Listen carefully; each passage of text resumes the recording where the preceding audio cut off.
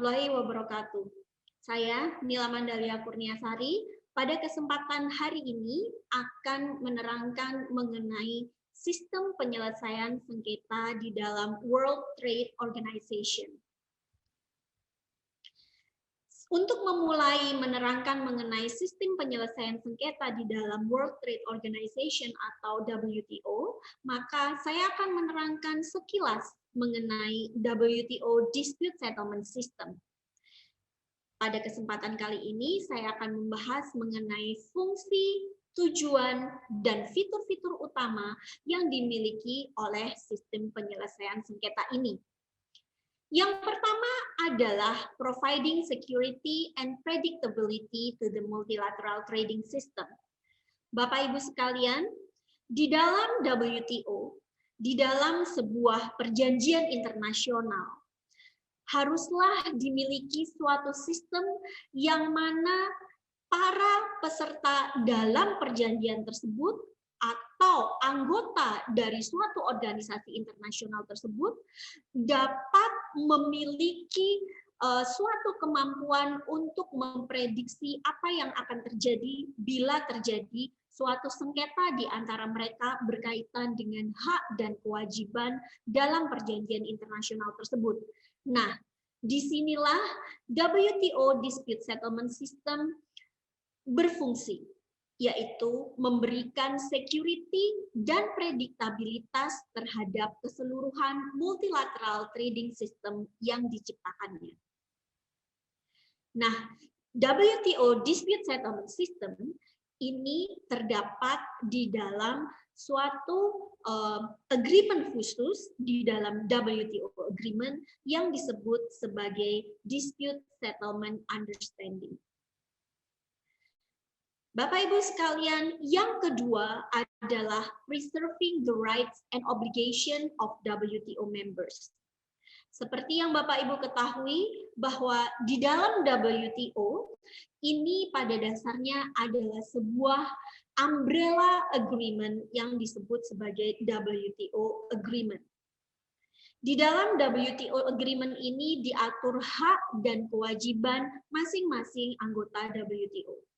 Nah, untuk menegakkan hak dan kewajiban para anggota WTO ini diperlukan suatu sistem yang kemudian dapat memberikan solusi apabila terjadi sengketa atau suatu kebutuhan untuk memberikan interpretasi atas suatu ketentuan di dalam perjanjian tersebut. Yang ketiga adalah clarification of rights and obligation through interpretation. Di dalam dispute settlement understanding, di dalam sistem penyelesaian sengketa WTO, para anggota WTO dapat meminta klarifikasi atas hak dan kewajiban yang telah diatur di dalam perjanjian tersebut. Kemudian, yang keempat adalah mutually agreed solution as preferred solutions. Apa maksudnya? Maksudnya adalah bahwa di dalam sistem penyelesaian sengketa WTO yang dipilih adalah suatu penyelesaian sengketa yang berdasarkan pada solusi yang disepakati oleh para pihak. Jadi, para pihak memilih untuk mensepakati atas solusi-solusi yang mereka sepakati bersama. Ini adalah mutually agreed solution sebagai suatu solusi yang dipilih dalam menyelesaikan sengketa. Kemudian, fitur yang selanjutnya adalah prompt settlement of disputes. WTO Dispute Settlement System ini adalah quasi-judicial.